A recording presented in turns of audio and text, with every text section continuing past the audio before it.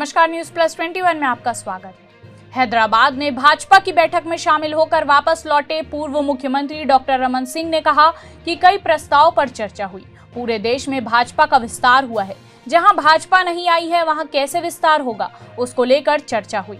Radisson scheme में ऐसा कोई प्रावधान था ही नहीं। जब उसमें कोई प्रावधान ही नहीं था तो इसके लिए प्रधानमंत्री से बात करनी चाहिए।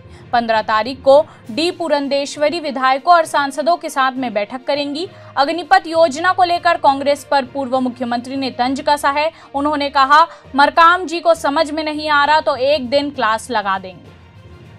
हाथियों के आतंक को लेकर कहा, जंगल के उन क्षेत्रों में जहां खड़ी फसल है इसको नुकसान पहुंचा है, जहां कॉरिडोर निर्माण का काम हो नहीं पा रहा है। एलिफेंट के लिए पर्याप्त वातावरण का निर्माण होना चाहिए, पानी चारे की व्यवस्था होनी चाहिए, लेकिन इस दिशा में काम नहीं हो रहा। खाद की समस्या को लेकर डॉक्टर रमन सिंह ने तंज कसा है। कहा, खाद पर्याप्त मात्रा में छत्तीसगढ़ को दी जा रही है। यह सिर्फ और सिर्फ व्यापारियों को लाभ दिलाने 60% का कोटा मार्केट में दे रहे हैं। कालाबाजारी को बढ़ावा देने के लिए मिलीभगत का मामला है। जो निर्धारित कोटा है उससे ज्यादा खाद छत्तीसगढ़ में पहुंच चुका है। मैंने केंद्रीय मंत्री से बात की है।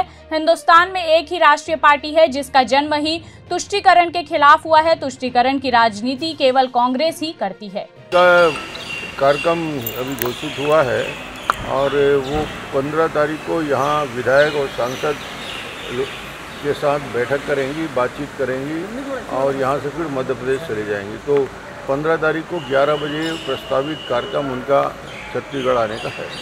अब मरकाम जी को समझ में नहीं आ रहा तो एक दिन क्लास लगा देंगे। आज अभी लौटा हूँ और 30 तारीख को हैदराबाद हम लोग गए थे। वहाँ पहले 2 दिन जो जवाबदारी थी, वहाँ के एक विधानसभा गौशा महल गोलकुंडा जिले में आता है, हैदराबाद का है। वहाँ 48 घंटा रहने का मौका मिला। वहाँ के मंडल की बैठक, जिले की बैठक, वहाँ के अलग अलग मोर्चा प्रकोष्ठ के साथ बैठकर उस विधानसभा की गतिविधि के बारे में जानकारी अलग अलग समूह से मिलना और बातचीत करने का अवसर मिला। और 2 दिन आखिरी राष्ट्रीय कार्य समिति की बैठक हुई, जिसमें मूलतः राष्ट्रीय पदाधिकारियों की जो बैठक होती है उसके बाद फिर पूरे कार्य समिति की बैठक होती है। तो प्रमुख हमारे नेतागण अलग अलग प्रस्ताव पे अपनी बात रखे। राजनाथ सिंह जी ने राजनीतिक प्रस्ताव पे चर्चा की, माननीय अमित शाह जी ने ये राजनीतिक परिदृश्य पर चर्चा बातचीत किया, माननीय प्रधानमंत्री जी का मार्गदर्शन पूरी तरीके से मिला और नड्डा जी का विषय रहा। और कुल मिलाकर जो ऑर्गेनाइजेशन का स्वरूप नीचे स्तर तक, ग्रॉस रूट तक ले जाने के लिए जो कार्य योजना बनी थी, अभी जब हम लोग बूथ स्तर तक गए थे और बूथों का गठन किए थे, अब उसका क्रियान्वयन करने का समय आया है। और राष्ट्रीय कार्य समिति में इसी बात को लेकर चर्चा हुई कि भारतीय जनता पार्टी का विस्तार हो गया है। 18 राज्यों में सरकार, मिली जुली सरकार भी बन चुकी है।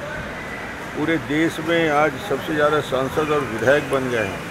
और उसके बाद भी कुछ राज्य बाकी है जहां भारतीय जनता पार्टी कहीं न कहीं उस शीर्ष पे नहीं पहुंच पाई है। उन राज्यों में कैसे हम भारतीय जनता पार्टी को और आगे बढ़ाने की दृष्टि से एक कार्य योजना बना सकते हैं, उसमें असम की, उसमें जो ऐसे प्रांत हैं, केरल है, पश्चिम बंगाल है, कर्नाटक में हमारी सरकार है, छत्तीसगढ़ है, अन्य राज्यों में हम इसका विस्तार कैसे कर सकते हैं, इस पर भी माननीय अध्यक्ष जी का मार्गदर्शन हुआ।